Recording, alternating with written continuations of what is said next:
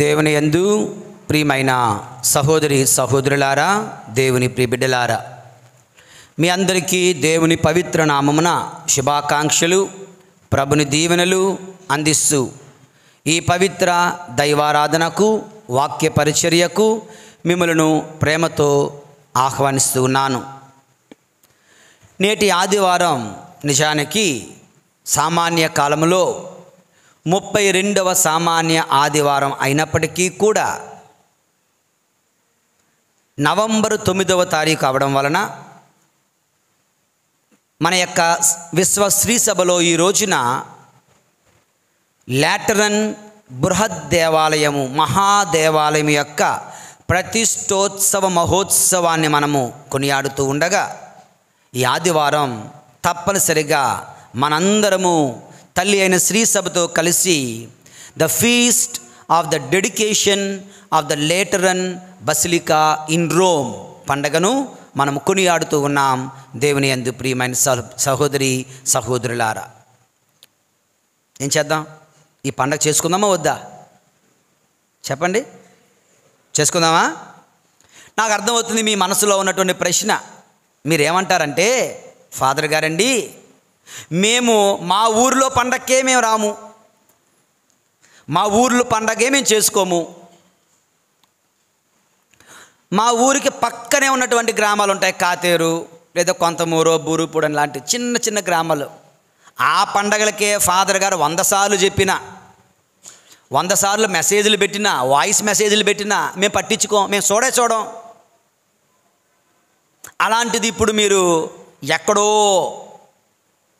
రోములో ఉన్నటువంటి నేను ఎప్పుడూ చూడని ఒక దేవాలయ ప్రతిష్టోత్సవ యానివర్సరీ పండగను కొనియాడమంటున్నారు. మేమెందుకు వస్తాం, మేమెందుకు చేసుకోవాలి అంటారేమో. ఎస్, మన ఊరి పండగకే మనం రాము, లేదంటే మన విచారంలో పండగకే మనము రాము, పట్టించుకోము. మన మేత్రాసనంలో కెథెడ్రల్ చర్చ్ ఎక్కడుందో తెలియదు, కెథెడ్రా అంటే ఏంటో తెలియదు, బిషప్ గారి యొక్క అధికారిక సింహాసనం కుర్చీ ఎక్కడుందో మనకు తెలియదు, ఆ దేవాలయం ఏంటో మనకు తెలియదు. అలాంటిది ఎప్పుడో ఎక్కడో నేను కని విని ఎరుగని చూడని ఒక దేవాలయ పని నేను ఎందుకు చేసుకోవాలండి అంటే, ఒక గురువుగా, మీ జ్ఞాన తండ్రిగా నా సమాధానం, దేవుని యందు ప్రియులారా, we all must celebrate this feast. ఈ పండగను మనము తప్పనిసరిగా కొనియాడాలి. ఎందుకండి అంటే, కథోలికుడిగా నువ్వు ఉండాలంటే, కథోలిక విశ్వాసంలో నువ్వు పాలు పంచుకోవాలి అంటే, కథోలిక దీవెనలు లేదంటే కథోలిక అనుగ్రహాలు మనం పొందాలంటే, ఏకైక అపోస్తోలిక ప్రపంచమంతటా ఉన్నటువంటి వన్ హోలీ అపోస్తోలిక్ క్యాథలిక్, వన్ ఏకైక హోలీ పవిత్రమైన అపోస్తోలిక్ అపోస్తులను పునాదిపై నిర్మించబడిన క్యాథలిక్ ప్రపంచమంతటా ఉన్నటువంటి ఈ యొక్క విశ్వాసములో స్త్రీ సభలో భాగస్థుడు నువ్వు కావాలంటే ఈ పండగను మనము తప్పనిసరిగా జరుపుకోవాలి. దేవుని యందు ప్రియమైన సహోదరి సహోదరులారా, చక్కగా అర్థం అవ్వాలంటే ఒక మంచి ఎగ్జాంపుల్, చిన్న ఎగ్జాంపుల్. ఒక అమ్మా నాన్న ఉన్నారు. ఈ అమ్మా నాన్నకి ఒక 12 మంది పిల్లలు అనుకుందాం, ఉన్నారు కదా, కొన్ని 9 మంది 8 మంది ఉంటారు. ఈ అమ్మా నాన్న వివాహ వార్షికోత్సవం, వెడ్డింగ్ యానివర్సరీ వచ్చింది. ఈ యొక్క 12 మంది పిల్లల్లో ఎంతమంది ఈ పండుగను కొనియాడాలి? 5గురా, 6గురు సరిపోద్దా? 12 మంది కొనియాడాలి. ఎందుకని? ఈ 12 మందికి వీళ్ళిద్దరూ తల్లి తండ్రి కనుక. 5గురో 6గురో 1రో 2రో కాదు, ఎవరెవరైతే కొనియాడతారో వాళ్ళు అంటున్నారు, మీరు నా తల్లిదండ్రులు అని. ఎవరెవరైతే కొనియాడరో, పట్టించుకోరో, నీకు నాకేంటి సంబంధం అంటున్నట్టు. కనుక ఈ పండగను మనం చెప్పండి, ఈ పండగను మనం కొనియాడాలా వద్దా? తప్పకుండా కొనియాడాలి. So I wish you all a very very happy feast. You wish me both a very very happy feast.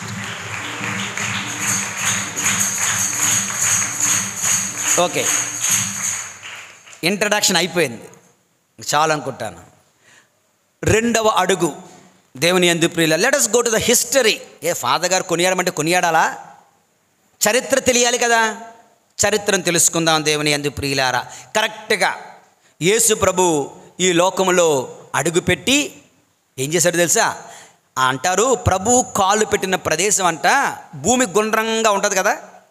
భూమి గుండ్రంగా ఉంటే కరెక్ట్గా మధ్యలో ఒక నువ్వు సెంటర్ పాయింట్ నువ్వు వెతికితే ఆ సెంటర్ పాయింటే యేసు ప్రభు జన్మించిన బెత్లెహేము, మరియ తల్లి ఆ బిడ్డను పరుండబెట్టినటువంటి ఆ యొక్క స్థలం అంట దేవుని యందు ప్రియులారా. ఆ పైనుంచి చూస్తే అంతరిక్షం నుంచి యేసు ప్రభు పుట్టిన స్థలం ఎలాగుంటుందండి అంటే గ్లోబులో ఉన్నటువంటి సెంటర్ పాయింట్, ఒక సర్కిల్లో సెంటర్ పాయింట్ ఎలాగో భూప్రపంచంలో సెంటర్ పాయింట్లో పుట్టంటే I am the God of all, నేను అందరికీ దేవుడను, నేను వీళ్ళకి దగ్గర వాళ్ళకి దూరం, నేను వీళ్ళకి క్లోజు వాళ్ళకి ఫారు అనలేదు, నేను అందరికీ దేవుడను అని చెప్తున్న ప్రభువే ఏం చేశారండి అంటే ఆయన జన్మిస్తూ కాలాన్ని 2 ముక్కలుగా చీల్చేశారు.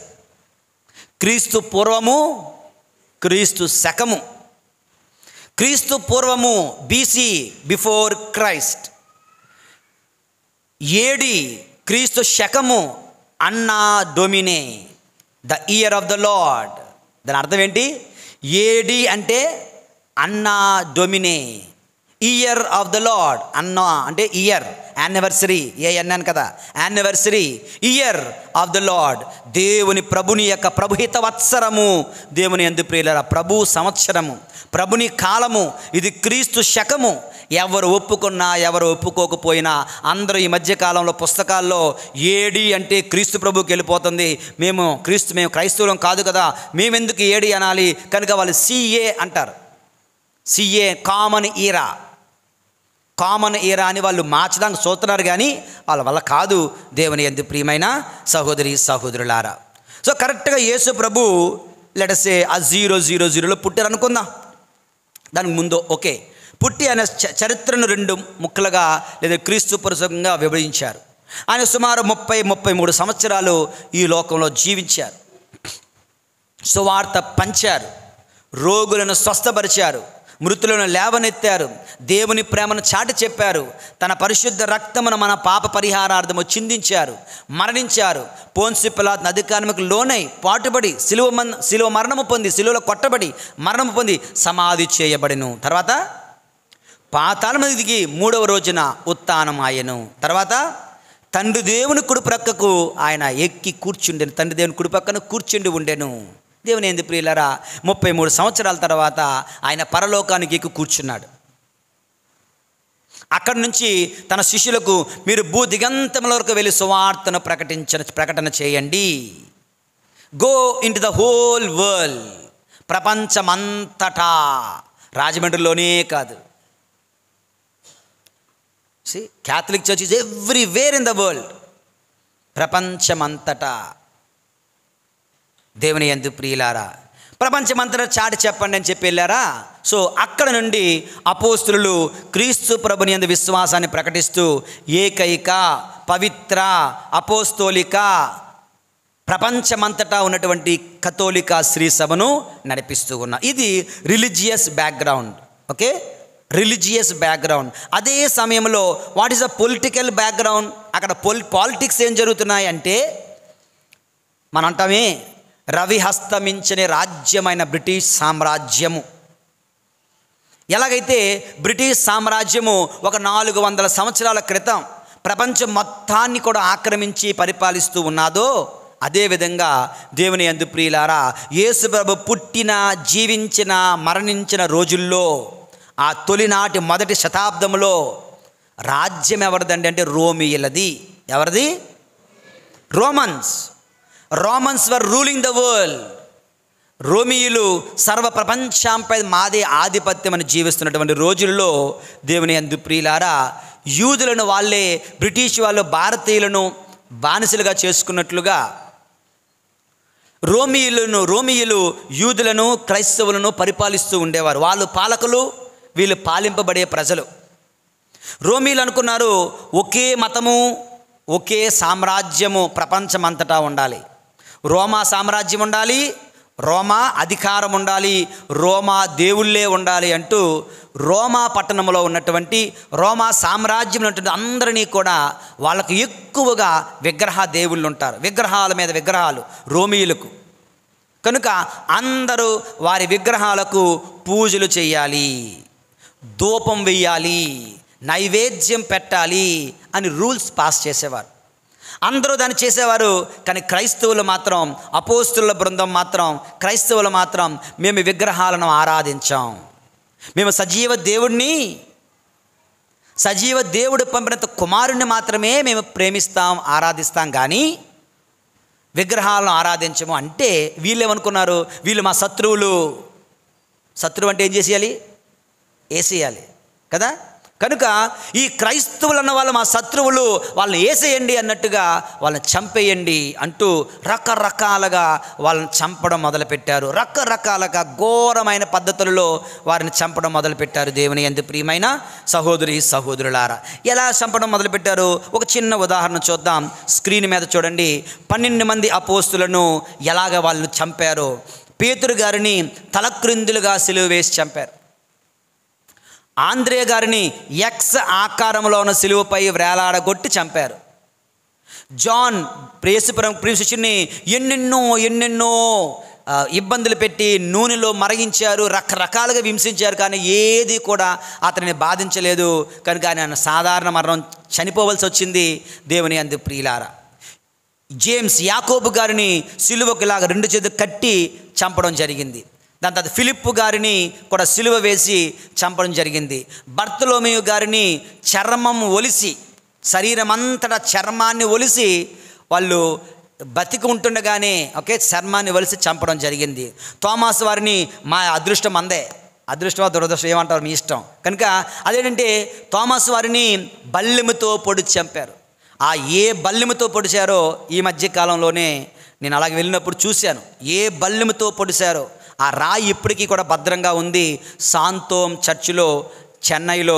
దేవుని యందు ఏ రాయితో అయితే ఒక సూదిగా చేసి బల్లెముతో పొడిచారో ఆ బల్లెముతో పొడిచి చనిపోయిన రాయి ఇంకా ఉంది.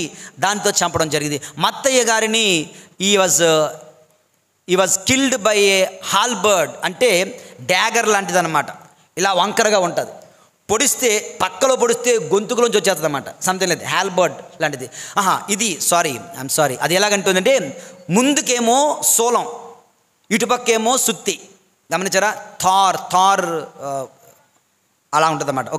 ముందుకేమో సోలంలాగా ఉంటుంది, ప్రక్కనేమో గొడ్డలుగా ఉంటుంది. సోలంలా వాడచ్చు, గొడ్డలుగా వాడచ్చు. అది యాక్స్ గొడ్డలు కాదు యాక్స్ అంటే యాక్స్. ఇలా అటువంటి దానితో మత్తయాసిన గారిని మాథ్యూని చంపడం జరిగింది. దేవుని యందు ప్రియులారా, మరొక చిన్న యాకోబు గారిని ఎలా చంపారు? రాళ్ళు కొట్టి ఇచ్చి చంపారు. యోధా తద్దయ్య గారిని బాణాలు విసిరి కొట్టి చంపారు. సైమన్ గారిని, సీమోనుని రంపంతో కోసి ముక్కలుగా కోసి చంపారు. మత్తయాసు యోధా ఇస్కారియోతు స్థానంలో ఉన్న వాడిని తల నరికి చంపారు. పౌలు గారి గురించి తెలుసు, తల నరకబడి పౌలు గారు కూడా ఇలా ఎగ్జాంపుల్ చెప్తున్నాను. అపోస్తులకే ఇలా జరిగితే క్రైస్తవులందరినీ కూడా సజీవ దహనం చేసేసేవారు.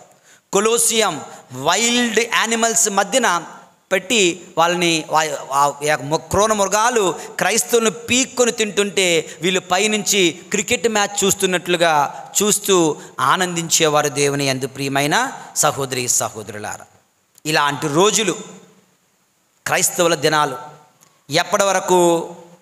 312వ సంవత్సరం వరకు.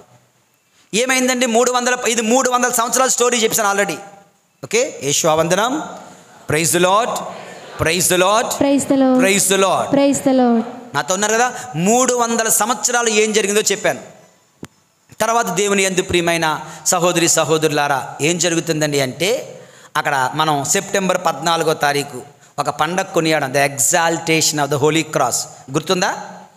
ఆ పండుగ రోజు చెప్పాను, ఒకనొక రాజు ఎంపరర్ కాన్స్టాంటైన్, అతను దేవుడు దర్శనంలో కనిపించాడు. శిలువ ఆకారంలో ఉన్న దాంతో యుద్ధానికి వెళ్తాడు, అందులో యుద్ధంలో గెలుస్తాడు. ఎప్పుడైతే యేసు ప్రభు దర్శనం బట్టి ఆ అద్భుత రీతిలో యుద్ధంలో గెలిచాడో ఆ యొక్క ఎంపరర్ కాన్స్టాంటైన్ మత మార్పిడి చేసుకున్నాడు, క్రైస్తవుడుగా ఆశీర్వదించబడ్డాడు. వాళ్ళ అమ్మ హెలీనా తల్లి మా రాజమాత కూడా క్రైస్తవురాలిగా మారింది. వాళ్ళు ఈ యొక్క దేవాలయాలు నిర్మించడానికి క్రైస్తవులకు ఫ్రీడమ్, రిలీజియస్ ఫ్రీడమ్, మత స్వేచ్ఛ ఇవ్వడం జరిగింది దేవుని యందు. ఫస్ట్ టైం అప్పటి వరకు కొండల్లో, గుహలలో, అండర్ గ్రౌండ్లో ప్రార్థన చేసుకునే క్రైస్తవులు, పూజలు సమర్పించుకునే క్రైస్తవులు మొట్టమొదటిసారిగా వెలుగులో, డే లైట్లో బహిరంగంగా క్రీస్తు ప్రభుని ఆరాధించుకోగలిగారు దేవుని యందు ప్రియులారా. అటువంటి సమయంలో పోప్ సిల్వెస్టర్ అనే పోపు గారు 314 నుంచి 335 వరకు పరిపాలించారు. ఈయన 324వ సంవత్సరంలో ఒక పెద్ద దేవాలయాన్ని ఎంపరర్ కాన్స్టాంటైన్ గారి సహాయంతో నిర్మించడం జరిగింది. The first church, the biggest church. అలా చర్చ్ పెట్టి ఆయన చెప్పిన మాట ఏంటో తెలుసా? Very important word.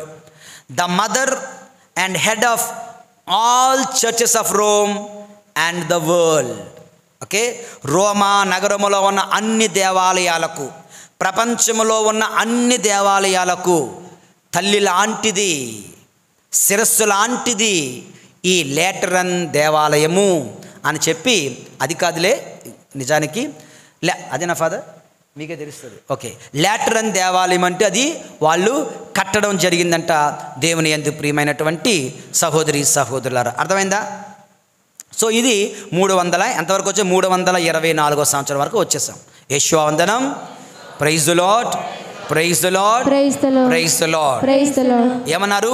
The mother and the head of all churches of Rome and of the world. ప్రపంచంలో ఉన్న అన్ని దేవాలయాలకు, రోమ్లో ఉన్న అన్ని దేవాలయాలకు తల్లి లాంటిది, శిరస్సు లాంటిది ఈ యొక్క లేటరన్ దేవాలయము అని పెట్టారు. ఇప్పుడు మనం పేరు గురించి ఆలోచిద్దాం. మరి దానికి ఫస్ట్ ఏం పేరు పెట్టారు? ఫస్ట్ దాని పేరు ఏం పేరు అంటే ఎంపరర్ కాన్స్టాంటైన్ నిర్మించాడు కనుక బసిలికా కాన్స్టాంటానియా అని పెట్టారు. ఓకే, బసిలికా అంటే చూడండి, మీ గ్రామంలో ఉన్న దేవాలయం పేరు చాపల్. ఓకే, CHAPEL, చాపల్, ప్రార్థనా మందిరం. విచారంలో మందసం ఉన్నటువంటి దేవాలయం పేరు చర్చ్, ప్యారిస్ చర్చ్. బిషప్ గారు అధికారపూర్వకంగా కూర్చొని ప్రసంగించే దేవాలయము cathedral, Gnanapuram, Saint Peter's cathedral మనకి.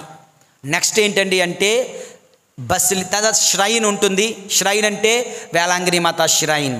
ఓకే, నిర్మలగిరి మాత, గుణదల మాత ష్రైన్, పుణ్యక్షేత్రము. దానిపైన బసిలికా, ద బిగ్గెస్ట్ చర్చ్ అని అర్థం. ఓకే, బృహత్ దేవాలయం అని అర్థం. కనుక ఏమని పెట్టారు? బిబ్లికా కాన్స్టాంటానియా అని పేరు పెట్టారు. తర్వాత రోజుల్లో arch basilica of the most Holi saviour, మన పేరే, మన చర్చ్ పేరే. ఓకే, దివ్య రక్షకుని పవిత్ర బృహత్ దేవాలయము, ప్రధాన బృహత్ దేవాలయము అని హోలీ రిడీమర్, హోలీ సేవియర్ అని పేరు పెట్టారు. తర్వాత రోజుల్లో ఆ ల్యాండ్ ఎవరిది అని చూస్తే లేటరానీ అనే కుటుంబ సభ్యులు ఆ ల్యాండ్ ఫ్రీగా ఇచ్చారు. లేటరానీ అనే కుటుంబ సభ్యులు ఆ ల్యాండ్ ఫ్రీగా ఇవ్వడం వలన, వాళ్ళ ల్యాండ్లో కట్టడం వలన వాళ్ళ పేరు చిరస్థాయిగా ఉండిపోవాలనే ఉద్దేశంతో లేటరన్ బసిలికా అని పేరు పెట్టారు. లేటరన్ బసిలికా అని పేరు పెట్టారు దేవుని యందు ప్రియులారా. మరి ఇప్పుడు దానికి సెయింట్ జాన్ అని కూడా ఉంది. ఈ సెయింట్ జాన్ అన్న పేరు ఎలాగొచ్చింది అంటే Saint John's Lateran basilica. Lateran basilica basilica అర్థమైంది, లేటరన్ బసిలికా అర్థమైంది. ఈ సెయింట్ జాన్ అని ఎందుకు వచ్చింది అంటే, యోహాన్లు ఎంతమంది ఉన్నారు మనకు తెలిసిన? యోహాన్లు బాగా తెలిసిన యోహాన్ ఎంతమంది? 2. ఎవరు? బాప్తిస్మ యోహాను, యేసు ప్రభుకు ప్రియ మనిషి. వీళ్ళిద్దరూ కూడా ఒకే గ్రూపు వాళ్ళు. చెప్పాలంటే వీళ్ళిద్దరూ కూడా యేసు ప్రభు రాక మునుపు ఎడారుల్లో ఉపవాసాలుంటూ ప్రభు రాక కొరకు ఎదురు చూసేవాళ్ళే. ఈ యోహానుని, ఈ బప్తిస్మ యోహానే ఇక నా శిష్యుడిగా ఉండడం ఆపి, ఆయన నన్ను ఇదిగో సర్వేశ్వరుని గొర్రెపిల్ల, లోక పాపం పరిహరించు దేవుని గొర్రెపిల్ల, ఆయన అనుసరించి వెళ్ళు అని పంపించారు. ఈ విషయం మనకు తెలిసిందే. అయితే అక్కడ ఆ ప్రాంతంలో దేవుని యందు ప్రియులారా విచిత్రం ఏమిటంటే, ఆ ప్రాంతంలో ఈ యొక్క Saint John the Baptist group అంటే మాంక్స్ అండ్ మోనస్ట్రీ ఉండేది. గురువులు. కనుక వాళ్ళు ఏమనుకున్నారు, బప్తిస్మ యోహాను పేరు కూడా ఉండాలి అనుకున్నారు.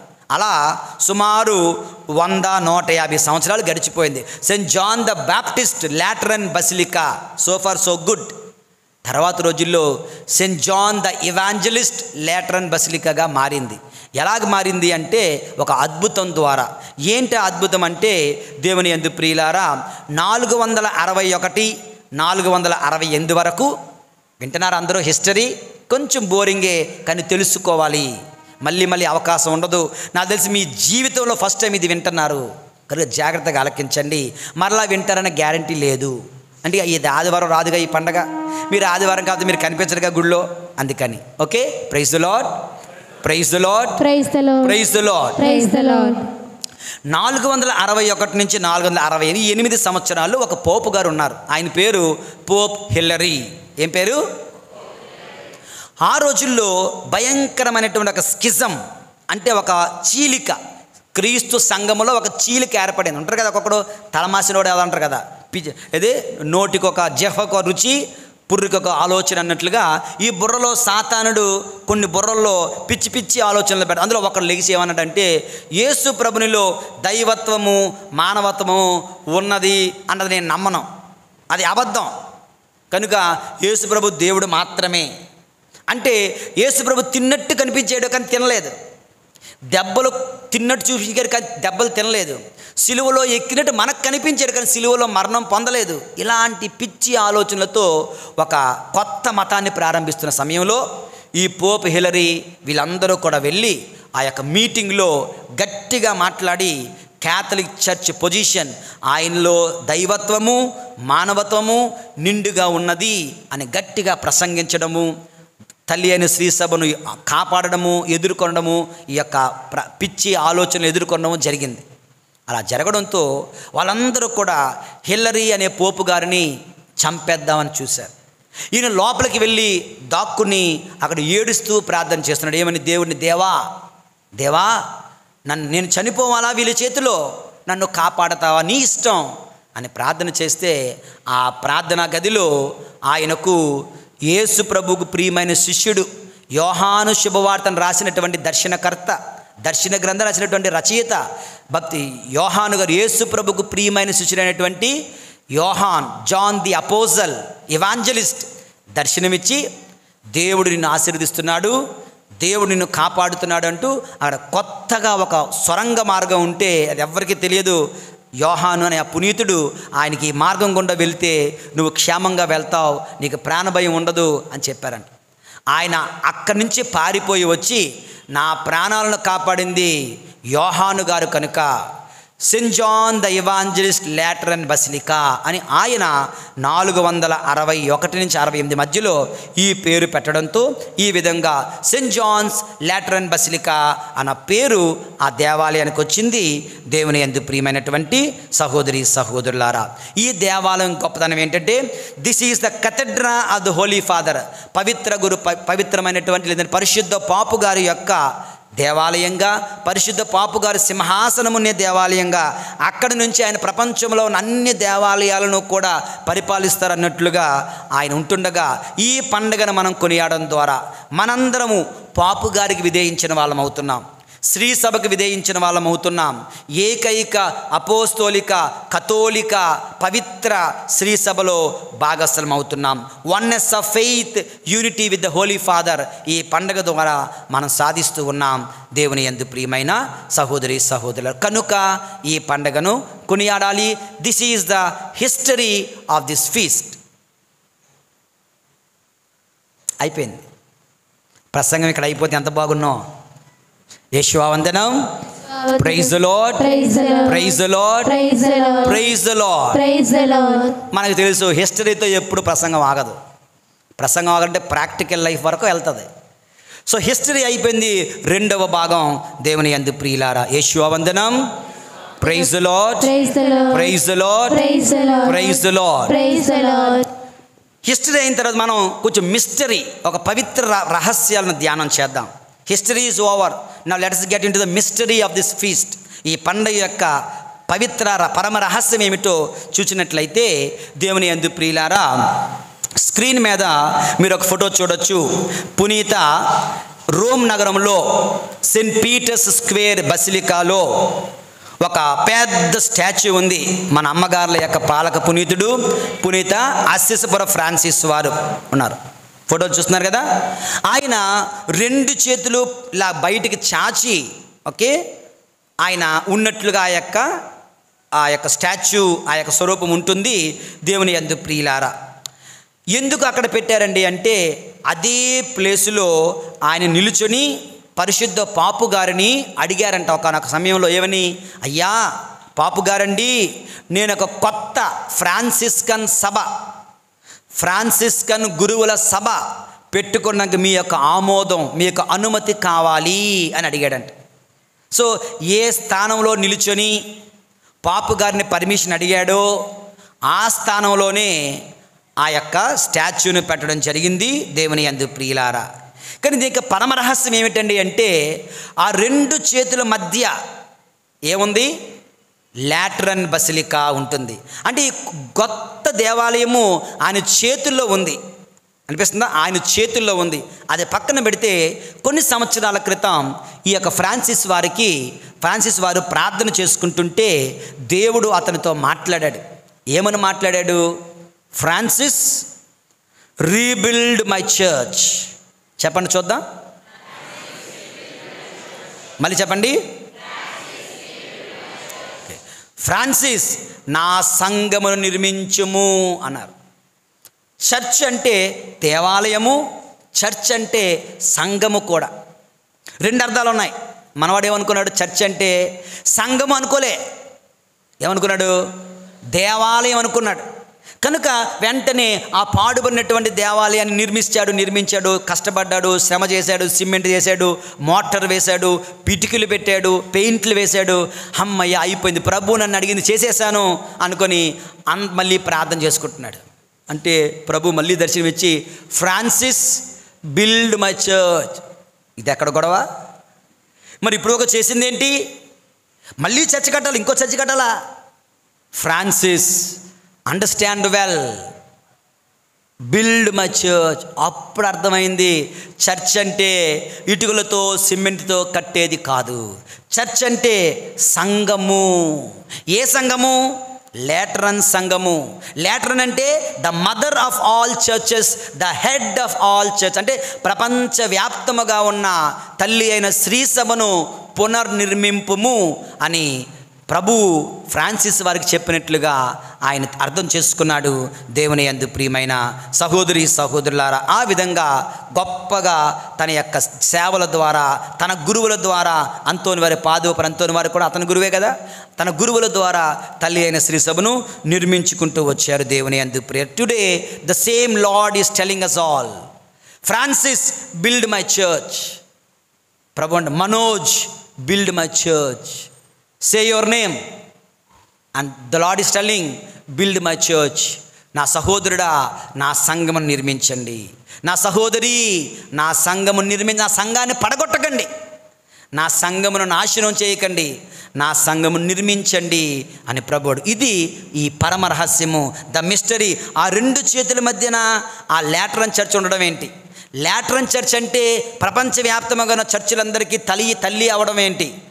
ప్రభు ఇతరుతో మాట్లాడుతుండగా కరెక్ట్గా అదే ప్లేస్లో ఆయన పర్మిషన్ అడగడం ఏంటి? ఇదంతా కూడా దైవ చిత్తముగా దేవుడు చేసే గొప్ప కార్యములుగా మీకు కనిపిస్తున్నాయా? దేవుని యందు ప్రియులారా, యేసువందనం. హల్లెలూయా, హల్లెలూయా, హల్లెలూయా, హల్లెలూయా. ఇక షార్ట్ సర్మన్, మొదటి పట్టణం, రెండో పట్టణం, మూడో పట్టణం ఏం చెప్తుందో టూకీగా మనం తెలుసుకుందాం. ఇంట్రడక్షన్ చెప్పాను, హిస్టరీ చెప్పాను, పరమ రహస్యం చెప్పాను. 3 పట్టణాల ద్వారా ప్రభు మనకు ఏం మాట్లాడుతున్నారో తెలుసుకుంటే దేవుని యందు ప్రియులారా, మొదటి పట్టణంలో యెహెజ్కేలు గ్రంథము 47వ అధ్యాయము 1 నుంచి 2, 8 నుంచి 9, 8-9 వచనాలు చదవండి. 8-9 వచనాలు.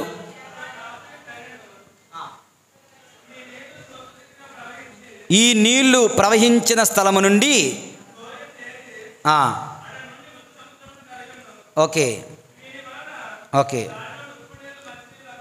దానిలో అందరూ చెప్పండి, దానిలోని ఉప్పు నీళ్లు మంచి నీళ్ళగును. చూడండి, దేవాలయము నుండి జీవజల ఊట ప్రవహిస్తుంది. ఆ నీరు ఎక్కడెక్కడికైతే వెళుతుందో అక్కడ ఉన్న ఉప్పు నీరు మంచి నీరుగా మారుతుంది. దేవుని యందు ప్రియులారా, ఆ తర్వాత చెప్పండి అందరూ, ఈ నీళ్లు పారిన తావులందెల్లా వివిధ జంతువులు చేపలు వర్ధిల్లును. ఓకే, సో ఈ ఏరు మృత సముద్రమును మంచి నీటిని చేయును. ఇది పారిన తావులందెల్లా జీవము నెలకొనును. జాగ్రత్తగా గ్రహించండి. దేవాలయము అనగా శ్రీ సభ. శ్రీ సభ నుంచి ఏమొస్తుంది? నదులు పారుతున్నాయి, ఏరులు పారుతున్నాయి, సెలయేర్లు పారుతున్నాయి. దేవుని యందు ప్రియులారా, 7 సప్త సంస్కారములు, జ్ఞానస్నానము, దివ్య సత్ప్రసాదము, భద్రమైన అభ్యంగము, పాప సంకీర్తనము, జ్ఞాన వివాహము, అవస్తభ్యంగము, గురుపట్టము అనే 7, చూసారా చక్కనైన ఫోటో, 7 జీవనిధులు, జీవనదులు ప్రవహిస్తున్నాయి.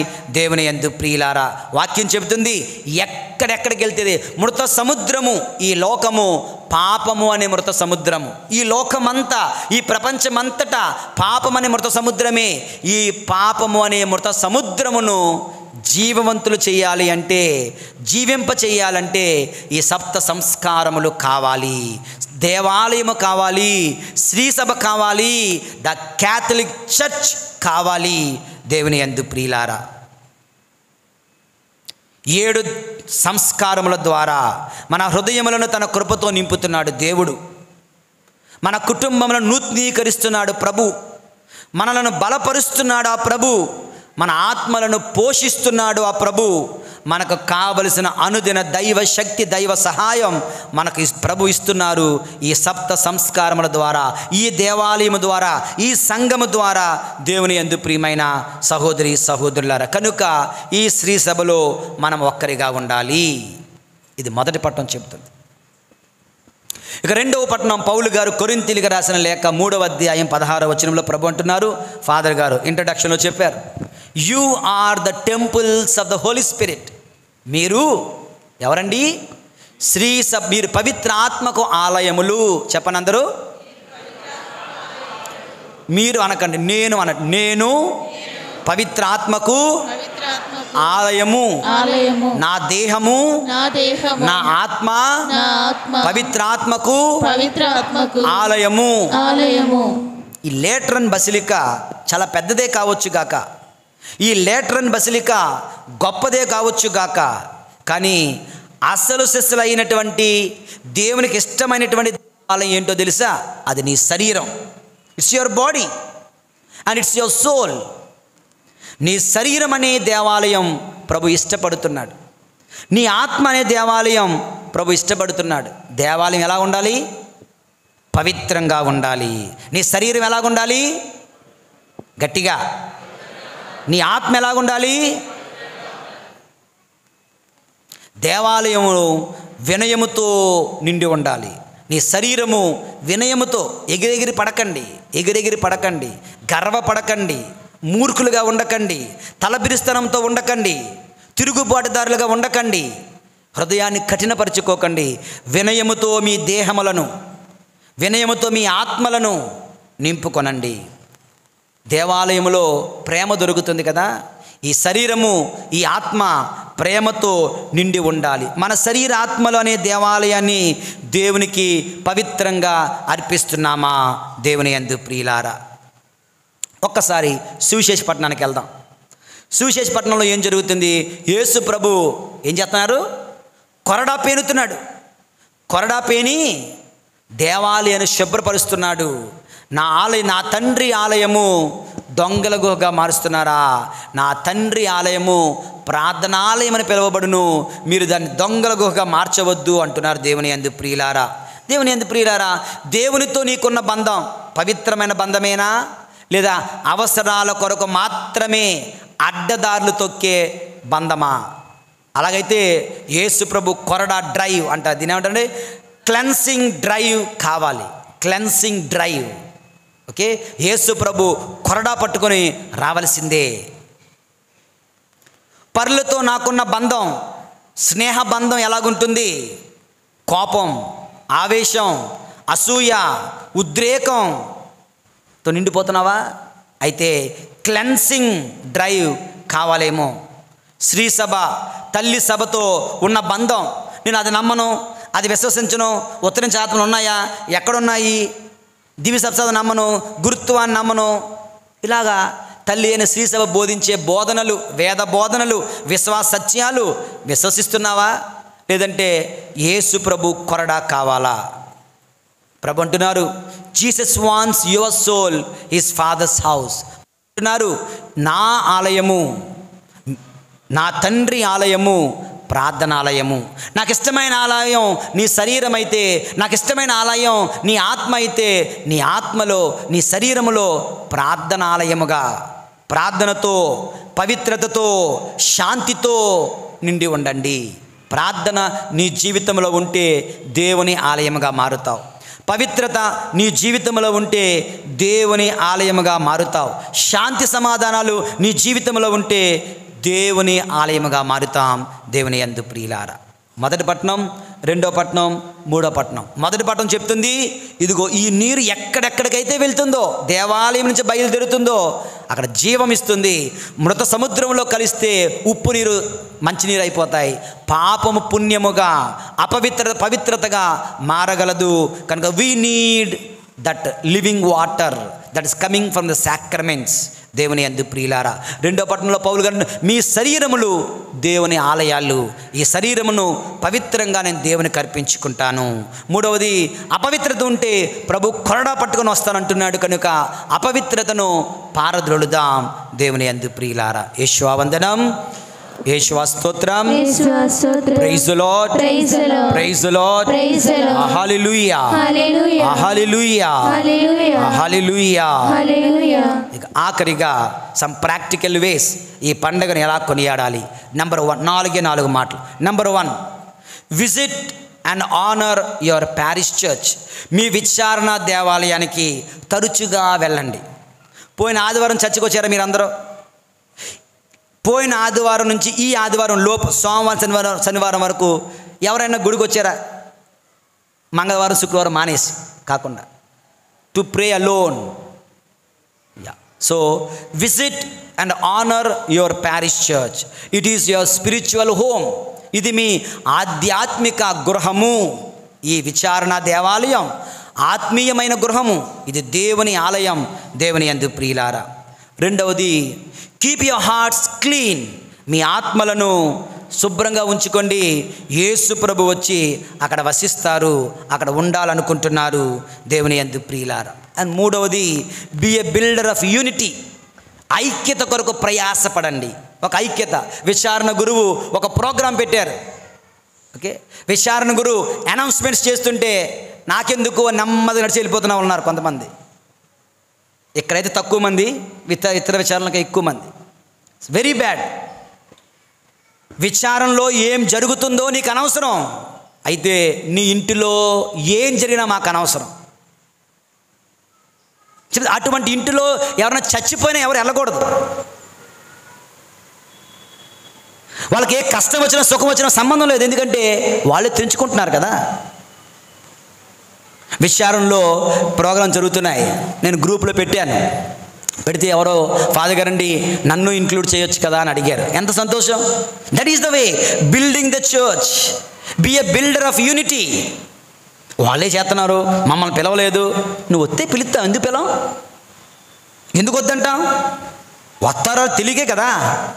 దేవుని యందు ప్రియులారా, ఒక కార్యక్రమం జరిగితే అందరూ చేతులు కలపండి. సంతోషంగా నవ్వుతూ మాడు మొఖాలు పెట్టుకొని, ఏడుపు మొఖాలు పెట్టుకొని ఉండకండి. ఏడుపు మొఖాలు పెట్టుకొని ఉండకండి. ప్రతిదానికి కూడా నవ్వుతూ ఆనందంతో ప్రతి కార్యక్రమంలో పాలు పంచుకోండి. జొమాటోలకు ఎంతెంత డబ్బులు ఖర్చు పెడుతున్నారు, అవునా కదా? స్విగ్గీలకి ఎంతెంత డబ్బులు ఖర్చు పెడుతున్నారు. మందు త్రాగడానికి ఎంతమంది డబ్బులు ఖర్చు పెడుతున్నారు. సిగరెట్లకి ఎంతమంది డబ్బులు ఖర్చు పెడుతున్నారు. మీ ఫేవరెట్ హీరో సినిమా ఫస్ట్ షోకి, బెనిఫిట్ షోకి లక్షల రూపాయలు ఖర్చు పెడుతున్నారు. ఫ్లెక్సీలు కట్టడానికి ₹1,00,000 ఖర్చు పెడుతున్నారు, పేదవాడికి అన్నం పెట్టడానికి, సువార్త వ్యాప్తికి, మంచి పనులకు, దాన ధర్మాలకు ఉండవు. దేవుని యందు ప్రియులారా, ఒక మంచి కార్యక్రమంలో అందరితో కలిసి నవ్వుతూ పాలు పంచుకునే ఉదార స్వభావం నీకుందా? అలాగైతే ఈ లేటరన్ బసిలికా పండగ అర్థవంతమవుతుంది, పవిత్రమవుతుంది, నిజమవుతుంది. దేవుని యందు ప్రియులారా, నిజంగా ఈ సమయమున ఆ టీమ్ 1, 2, 3, 4, 5, 6 6 టీమ్స్, అందులో పనిచేసే క్యాప్టెన్స్, ఏంజల్స్ తీసేయండి చెప్పాలంటే. ఇంకా అంత కష్టపడినంత వాళ్ళు కాదు, కష్టపడిన మనుషులు ఆ నలుగురు, ఒక్కొక్క టీంలో ఉన్న ఆ నలుగురు, ఆ 5గురు డబ్బులు వాళ్ళే వేసుకొని వస్తువులు తయారు చేసి ఒక్కొక్కడికి 10,000 20,000 అవుతున్నాయి పాపం. తిరిగి వచ్చి మీరందరూ వచ్చి ఏదో చేస్తారు, మీరు ఆనందంగా కడుపు నిండా తింటారు అన్నటువంటి మనసుతో వాళ్ళు అక్కడ ఉంటుండగా, ప్రియమైన సహోదరి సహోదరులారా, అటువంటి వారిని సహకరించొద్దా? వారికి సహకరించొద్దా? వారికి తోడుగా నిలవద్దా? ఆలోచించండి ప్రియమైన దేవుని బిడ్డలారా. ఎవరు గొప్పతనానికి ఎవరు చేయట్లేదు, మంచి కొరకు, అందరి సఖ్యత కొరకు, ఐక్యత కొరకు, ఆనందం కొరకు, పుణ్యము కొరకు, పవిత్రత కొరకు, దేవాలయం కొరకు, దేవుని కొరకు చేస్తున్న కార్యక్రమాలలో ఆనందంతో పాలు పంచుకోండి.